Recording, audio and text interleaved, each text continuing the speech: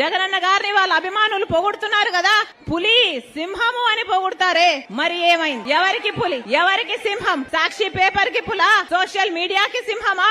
ఏం ఉద్ధరించారు? ఏది? ఒక్కసారి విప్పండి మీ పంజా బీజేపీ మీద, ఒక్కసారి గర్జించండి బీజేపీ మీద మీకు దమ్ముంటే. ఒక్కటంటే ఒక్క వాగ్దానం నిలబెట్టుకోలేదే, అయినా కూడా ఒక్క ఉద్యమమైనా మీరు చేయకపోతే మీరు ఆంధ్ర రాష్ట్ర ప్రజలకు ద్రోహులుగా మిగిలిపోరా? చరిత్ర మిమ్మల్ని క్షమిస్తుందా? ఏం చేతనైంది మీకు? కేవలం బెదిరింపులు, కేవలం బూతులు తిడుతూ సొంత ఆడబిడ్డల్ని బజారుకి ఇడుస్తున్నారు, వ్యక్తిగతంగా దూషణలు చేస్తున్నారు. ఇదే చేతనైంది కదా మీకు? మీకు పోలవరం సాధించడం చేతనైందా? మీకు స్పెషల్ స్టేటస్ సాధించడం చేతనైందా? మీకు రాజధాని సాధించడం చేతనైందా? మీకు పరిపాలన చేతనైందా? ఇది పాలన అంటారా? దిక్కుమాలిన పాలన అంటారా? ఇంకో వైపేమో చంద్రబాబు గారు అసెంబ్లీ సాక్షిగా పాలక పక్షము బీజేపీతో ఉన్న సంబంధాల వల్ల విభజన హామీలు మొత్తం అన్ని సాధించుకోగలిగాము, సమస్యలన్నీ పరిష్కరించుకోగలిగాము అని నిస్సిగ్గుగా అబద్దాలు చెప్తుంటే టీడీపీ పార్టీ ఒక్క మాటైనా మాట్లాడిందా? తెలుగుదేశం పార్టీ గురించి చూస్తున్నాం. చంద్రబాబు గారిని ఢిల్లీ వాళ్ళు పిలిచారట, ఈయన పరిగెత్తుకుంటూ పోయాడట. ఇది విచిత్రంగా లేదా? పోనీ పరిగెత్తుకుంటూ పోతే పోయాడు, పొత్తు పెట్టుకుంటే పెట్టుకున్నాడు. అయ్యా మాకు స్పెషల్ స్టేటస్ ఇస్తేనే మేము పొత్తు పెట్టుకుంటామని ఒక్క కండిషన్ అయినా పెట్టుకోలేకపోయాడా?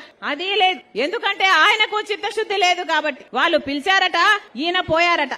పిలిస్తే పోవడానికి, ఆపుతే ఆగమనడానికి ఈయన ఆంధ్ర రాష్ట్ర ప్రజలకు ప్రతిపక్ష నాయకుడా లేకపోతే బీజేపీ కార్యకర్తనా? ఒక్కరికంటే ఒక్కరికన్నా ఇంగితం ఉందా? ఆంధ్ర రాష్ట్ర ప్రజలకు ప్రత్యేక హోదా అన్నది ఎంత ముఖ్యమో ఒక్కరికంటే ఒక్కరికైనా ఆంధ్ర రాష్ట్ర ప్రజల గురించి ఆలోచన ఉందా?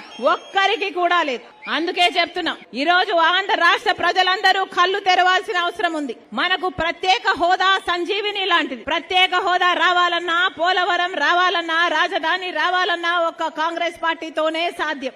మీరు తెలుగుదేశం పార్టీకి అవకాశం ఇచ్చి చూశారు, వైసీపీ పార్టీ జగన్మోహన్ రెడ్డి గారికి అవకాశం ఇచ్చి చూశారు.